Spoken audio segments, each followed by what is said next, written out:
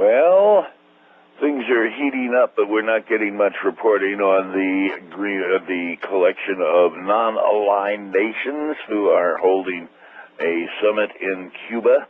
The arrival of various people in that group, Hugo Chavez, arrived in Cuba and announced that his government, Venezuela, will not as yet recognize the victory of Calderon, the apparent close winner in the Mexican election. He says that the allegations of voter fraud and fixing were a little bit too heavy to be automatically accepted by anybody outside of the government itself, which of course managed to somehow squeak out a victory for Calderon over Lopez Obrador. There still are protesters camped in District Federal, and there are reports of serious unrest and seizure of public communications and buildings and things like that, particularly in Oaxaca. Speaking of elections that are somewhat strange, the pundits are still sorting out the results of yesterday's primaries in 9 states. Lincoln Chafee in Rhode Island managed to turn back an assault by a fairly hardcore conservative supporter of President Bush.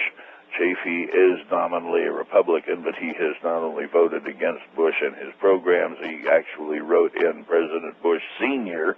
in the last presidential election. He dislikes George W. that much. However, the Republicans are celebrating because if they can keep that seat Republican, that helps them maintain their majority and the ability to name all of the committees and things of that nature. Other news, Kwesoma Mfume was defeated by the white candidate down there, old-time politician in Maryland, Mr. Gardine, and that's an interesting one. So far, Mfume has not, however, tossed in the towel, and guess what? There's some serious questions about the voting machines and whether they were working and proper or not. Preview of coming attractions, perhaps. In the United Nations Security Council discussions leading up to the General Assembly next week, China has once again moved to block the Security Council from recommending that Taiwan be given a membership in the UN. China maintaining that Taiwan is simply a province of Greater China, a policy which reluctantly the United States has underwritten ever since the Nixon administration. Oh, you know, the thing about terrorism is that you don't have to do anything. You just have to scare them, and then the fact that they're scared causes the ripple effect of societal undermining. The Los Angeles Federal Building and the New York Port Authority bus terminal, which if you've ever been there, is a major downtown event. Both of them shut down for over 2 hours yesterday after suspicious objects or packages were found in the buildings. This is becoming a more and more common problem around the country.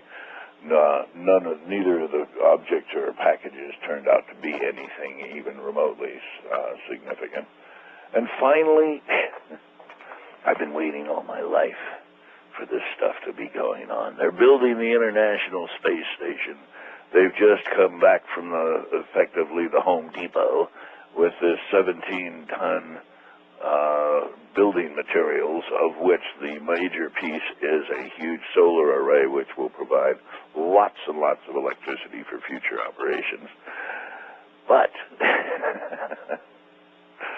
it's actually just like the old Space Cadet movies. People are doing stuff out in space, and things are going wrong. Not seriously wrong. They are unpackaging the solar array, which is packaged in formed plastic and metal shields and things to keep it from being damaged during takeoff and space operations. In undoing all of the bolts that hold together the covers, they have managed now to drop one washer and one bolt. Spring washer, one of those things that retains the bolt even if it were to back itself out of whatever it's screwed into. Either way, it's this wonderful picture of people doing exactly the same thing that you and I do with our car, and dropping the damn bolt. You don't know where it went. Let me tell you, it went down. We are down. Someday, unnoticed by mankind, that bolt will sail into the Earth's atmosphere and burn up as a little tiny meteorite. I love it. Cosmic news. And that's enough news for now. I am Travis T. Hipp on the Pig on the Radio on what must be Hump Day Wednesday by now. Stay tuned.